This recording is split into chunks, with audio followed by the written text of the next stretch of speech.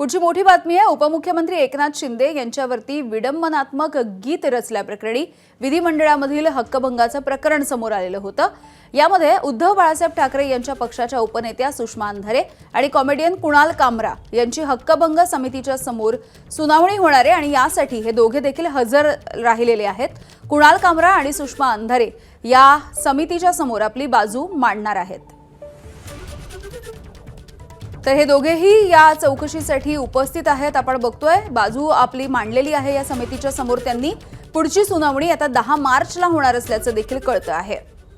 तर कॉमेडियन कुणाल कामरा यानं एक विडंबनात्मक असं गीत रचलेलं होतं। या प्रकरणामध्ये सुषमा अंधारे आणि कुणाल कामरा या दोघांची देखील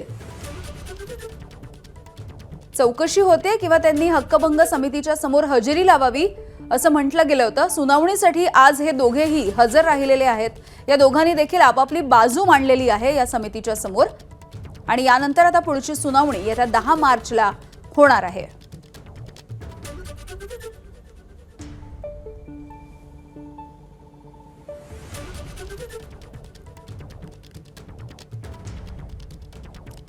तर या संदर्भात अधिकची माहिती जाणून घेऊयात। आमचे प्रतिनिधी वेदांत नेब आपल्या सोबत आहेत।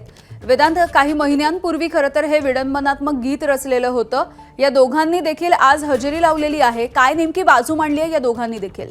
अद्याप कळलेलं नाही की बाजू नेमकी काय मांडली, कारण आपण बघितलं काही महिन्यांपूर्वी एका कार्यक्रमामध्ये विडंबनात्मक हे जे गीत आहे ते एकनाथ शिंदे यांच्यावर त्याने केलं होतं आणि त्यानंतर कुणाल कामराला नोटीस पाठवण्यात आली होती। त्याच्यावर हक्कभंग दाखल करण्यात आला होता आणि त्यानंतर कुणाल कामरा आणि त्यांचं समर्थन करणाऱ्या ठाकरेंच्या शिवसेनेच्या उपनेत्या सुषमा अंधारे यांच्यावर पण हक्कभंग आणला होता। त्यांना नोटीस पाठवण्यात आली होती। प्रवीण दरेकर यांनी विधान परिषदेत हक्कभंग आणला होता आणि त्यानंतर आपण बघितलं तर आज समिती, विशेष अधिकारी समिती आहे, त्यांच्या समोर आपलं म्हणणं मांडण्यासाठी या दोघांना बोलवण्यात आलं होतं आणि आपण इथे आपण बघतोय की विधान भवनामध्ये सुषमा अंधारे आणि कुणाल कामरा हे दोघे जण आपल्याला आलेले पाहायला मिळाले।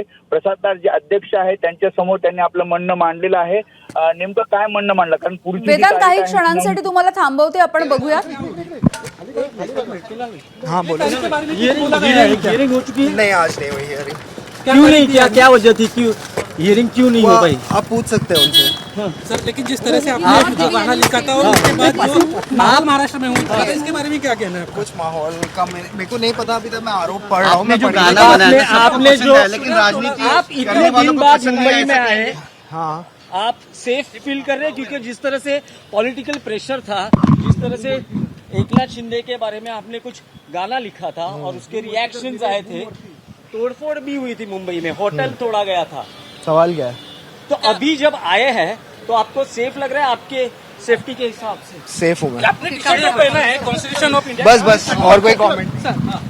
बस आप गिरोगे फालतू में, कोई पॉइंट नहीं है इसका। मैं 10 तारीख वापस आऊंगा, जब बात करूंगा उनसे तब आपसे भी बात कर लूंगा। इससे स्टैंड अप करेंगे इस ठीक है। बारे में। अगला स्टैंड अप आपका कौन सा आपको होगा? टिकट लेके देख के आना पड़ेगा।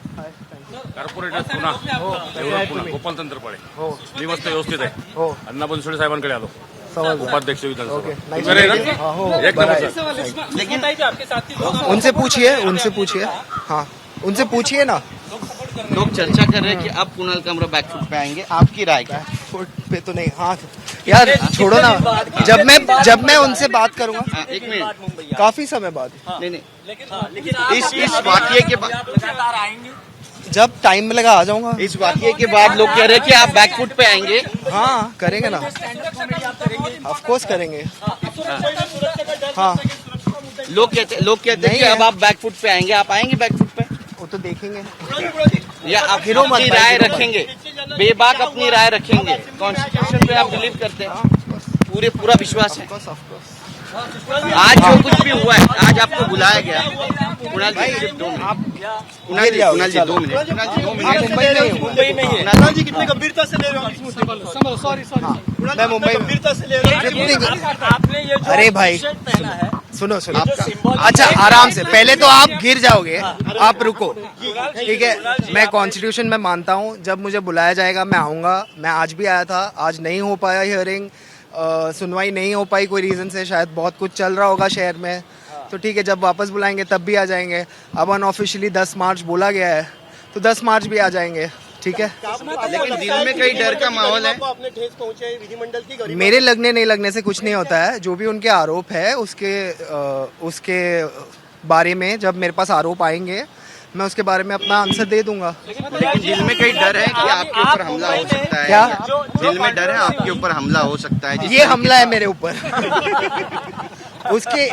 ये हमले के अलावा मेरे को कोई हमले का डर नहीं है। लेकिन मीडिया भी बोलो। आपके सपोर्ट में था ही ना, तब आपको इतना फुटेज भी मिला। अरे पर आप गिर जाओगे घूमते घूमते कैमरा लेते लेते। एक मिनट मैं बंद करो आप, मैं खुश हूँ। अच्छा सर, आप मना नहीं कर रहा हूँ।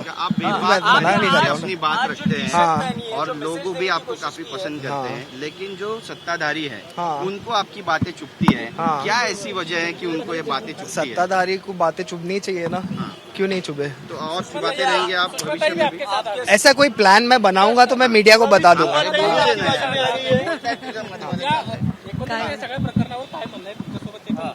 नाही, मी माझं म्हणणं मघाशीच मांडलेलं आहे. हे एक लक्षात घ्या, कुणाल कामराजींनी जी कविता गायली होती ती कविता हॅबिटेट स्टुडिओमध्ये गायली होती. त्यानंतर हॅबिटेट स्टुडिओची तोडफोड झाली. आता आम्ही त्यांना एक्झॅक्ट आरोप काय आहेत या संदर्भात विचारणा करत होतो. मुळात आज ती जी साक्ष नोंदवायची होती ती साक्ष नोंदवली गेली नाही. कारण ही साक्ष नोंदवत असताना ही साक्ष नोंदवत असताना त्यात अडचण अशी झाली की मूळ तक्रारदार जे आहे त्यांची साक्ष आधी नोंदवली गेली पाहिजे. मूळ तक्रारदार हे प्रवीण दरेकर जी आहेत, मात्र प्रवीण दरेकर जी एका वेगळ्या दौऱ्यात आहेत, त्यामुळे ती साक्ष नोंदवली गेली नाही. आणि ती साक्ष जोपर्यंत नोंदवली जात नाही तोपर्यंत जाऊ शकत नाही असं त्यांचं आज म्हणणं. तुम्हाला का बोलवलं? कारण त्यांना ही कल्पना होती की तक्रारदार नाहीये, नाही मग आज तुम्हाला का बोलवलं? मला वाटतं याचं उत्तर समिती चांगल्या पद्धतीने देऊ शकेल. समितीने काल कदाचित जर आम्हाला कळवलं असतं तर कदाचित आम्ही काल आमचं रद्द पण झालं असतं. नाही, आजच्या सुनावणीमध्ये काहीही झालं नाही. सुनावणीमध्ये त्यांनी गेल्या गेल्या आम्हाला हेच सांगितलं की आपण आलेले आहात तर आपण चहा घ्या, आपण रिलॅक्स व्हा, कारण मूळ तक्रारदार प्रवीण दरेकर आलेले नाहीत. दरेकर जेव्हा येतील तेव्हा त्यांची साक्ष. आपल्यासोबत समितीचे प्रमुख प्रसाद लाड आहात. सर, एक जाता जाता प्रतिक्रिया, नेमकं काय झालं आणि काय सांगण्यात आलं? आज कुणाल कामरा आणि सुषमा अंधारे यांना हक्कभंग समितीच्या नोटिसी संदर्भात बोलवण्यात आलं होतं. त्यांची साक्ष नोंदवली जाणार होती, परंतु ज्यांनी हक्कभंग आणला आहे म्हणजे जे तक्रारदार आहेत ते सन्माननीय गटनेते आमदार प्रवीण दरेकर साहेब आज काही कारणामुळे साक्षीला येऊ शकले नाहीत. तर कायद्याच्या तरतुदीत ह्यांची साक्ष घेणं हे योग्य नव्हतं. ती साक्ष घ्यावी असं कुणाल कामराने आम्हाला सांगितलं की माझी घेतली तरी चालेल, परंतु नियमाला अनुसरून ते चुकीचं होतं. त्यामुळे प्रवीण दरेकरांची साक्ष यांच्यासमोर घ्यावी आणि यांची साक्ष दरेकर साहेबांच्या समोर घ्यावी अशा पद्धतीचा निर्णय झाला. आणि त्यामुळे 10 तारखेला संध्याकाळी 4 वाजता 10 मार्च 2026ला संध्याकाळी 4 वाजता दरेकरांची चर्चा करून ती वेळ देण्यात आलेली आहे. आम्ही अगोदरची डेट देत होतो, परंतु माननीय संपूर्ण समितीने असा निर्णय घेतला की बाकीच्यांशी पण आपण चर्चा करावी आणि सुषमा अंधारेजींनी आम्हाला विनंती केली की त्यांच्या घरामध्ये लग्न कार्य आहे, त्यामुळे या महिन्यात त्यांना शक्य होणार नाही, म्हणून मग 10 तारखेची वेळ दिलेली. नाही, पण समजा जर आज मूळ तक्रारदार प्रवीण दरेकर येणार नव्हते किंवा त्यांनी त्याची कल्पना दिली होती तर मग आज नेमकी नाही, कुठल्याही डेट आहे त्या 15 दिवस आधी दिल्या जातात. हे न्याय प्रक्रियेप्रमाणे काम चालतं आणि बऱ्याचदा तक्रारदार आणि आरोपी यांच्याशी देखील विचारून आम्ही वेळ देतो, कारण कोणाच्याही वेळेचा अपव्यय होऊ नये. परंतु दरेकर साहेबांना आज अचानक काही राजकीय काम आल्यामुळे ते येऊ शकले नाहीत. आपल्यालाही माहिती आहे मुंबईमध्ये काही कार्यक्रम महत्त्वाचे चालले, त्यामुळे ते येऊ शकले नाहीत. आणि तशी त्यांची जी विनंती होती ती आम्ही रेकॉर्डवर घेतली आणि आता ही पुढची तारीख दिलेली आहे. मला वाटतं की पुढच्या तारखेला हे क्रॉस एक्झामिनेशन दोन्ही पक्षकारांचे होऊन जाईल. नाही, त्यांनी समितीसमोर असं मांडलं नाही. त्यांनी जे मांडलं ते मीडियासमोर आणि ट्विटरच्या माध्यमातून मांडलं. त्यांना आजही आम्ही सांगितलेलं आहे की तुम्ही संपूर्ण प्रकरणासाठी तुम्हाला जे जे हवं आहे ते तुम्ही आम्हाला लेखी पत्रातून द्या.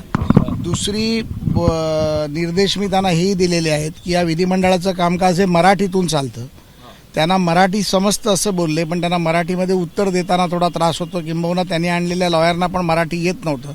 तर पुढच्या तारखेला त्यांनी अशा प्रकारचे लॉयर आणले की ज्यांना मराठी समजतं, मराठी वाचता येतं, तर बरं होईल. अशा प्रकारची देखील त्यांना ताकीद देण्यात आलेली आहे. एबीपी माझा, उघडा डोळे बघा नीट.